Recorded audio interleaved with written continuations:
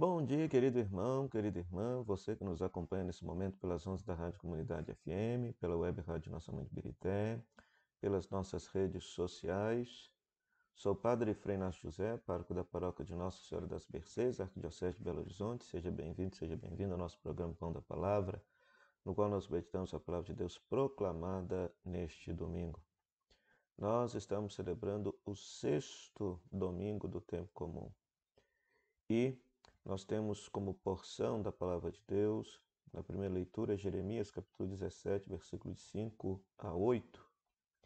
É um texto muito interessante porque o profeta Jeremias deixa bem claro: maldito o homem que confia no homem, maldito o ser humano que confia em outro ser humano.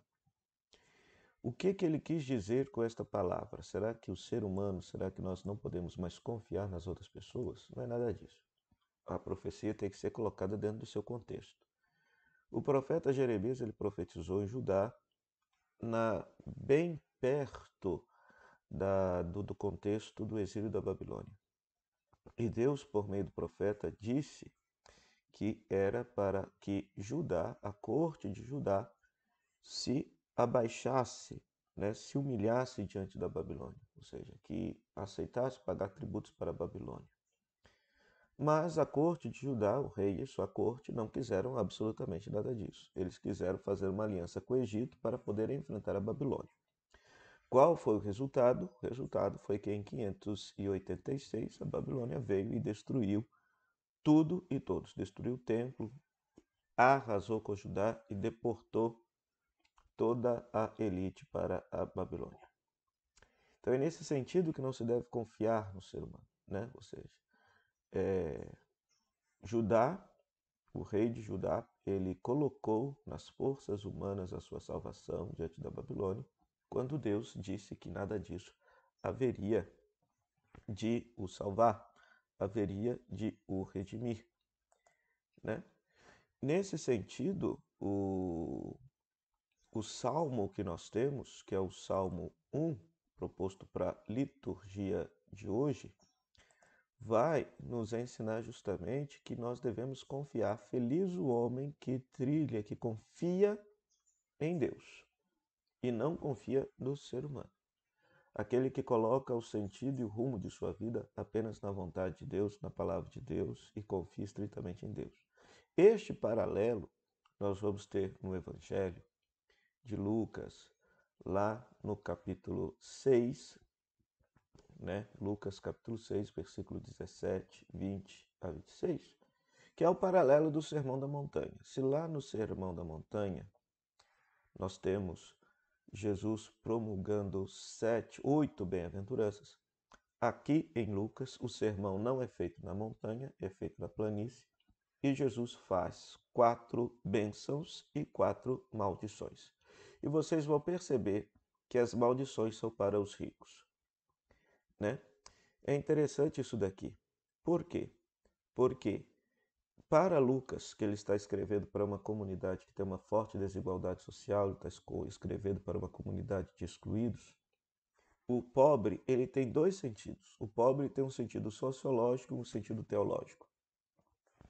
O sentido sociológico, o pobre é aquele que não tem comida, casa, bebida, não tem onde morar, passa fome. E Jesus deixa bem claro: felizes são vocês, os pobres, porque o reino de Deus é vosso. Por que o reino de Deus é dos pobres? Claro, porque eles estão excluídos do reino deste mundo. Então, eles não têm acesso aos direitos humanos desse mundo. Eles não têm acesso à dignidade desse mundo. Então, quando Deus começar a reinar de verdade na história humana, aqueles que estão excluídos serão incluídos, né? Então, quando se fala pobre aqui, se trata de pobre, pobre mesmo. Por quê? Porque no contexto desta comunidade existe uma forte desigualdade social que o catequista Lucas está tentando resolver. Inclusive, os especialistas aí no Jesus histórico afirmam que talvez esse seja o dito original de Jesus: bem-aventurados vós os pobres, porque vosso é o reino. E como a comunidade de Mateus era uma comunidade de uma, vamos dizer assim, de uma classe média, então eles adaptam o dito de Jesus para bem-aventurados os pobres em espírito, porque eles também não querem abrir mão de sua riqueza, mas querem viver desapegados dela, para poder herdar o reino. E, nesse sentido, o pobre também tem um sentido teológico. O pobre é aquele que confia somente em Deus e que não confia nos bens materiais. Ao passo que o rico é aquele que confia em tudo aquilo que ele tem, né? E coloca a sua esperança e sua salvação em absolutamente nos bens materiais, sem se dar conta que esses bens materiais, eles um dia vão desaparecer, vão acabar, vão se deteriorar e não vão lhe trazer a salvação, né? Então perceba o paralelo interessante. Se na primeira leitura nós temos o profeta Jeremias dizendo que é maldito todo aquele que confia no ser humano, no Evangelho Jesus diz que os felizes de verdade são aqueles que confiam em Deus, os pobres, e malditos são todos aqueles que confiam na própria riqueza, que confiam nos bens materiais. Aqueles que são materialistas e que acreditam que a partir do materialismo dos bens materiais se vai conseguir o sentido e a felicidade e a salvação para a própria vida. Eles estão caindo numa verdadeira ilusão. Essa palavra, ela é plenamente atual porque a gente vive num mundo absolutamente materialista, um mundo que, de certa forma, perde a sua transcendência, perde a noção de valores para além deste mundo. Nós vemos até experiências religiosas que fazem de Deus um materialista, ou seja, em muitas religiões por aí, Deus existe para te dar bens materiais, quando, na verdade, se nós pegarmos a palavra de Deus, a fé cristã tem como fundamento um reino definitivo que virá, um reino que tem incidência histórica, sim, um reino que começa a partir da história, mas que transcende a história, humana. E isso aparece justamente na perspectiva da segunda leitura, que nos vai falar da ressurreição de Cristo, né?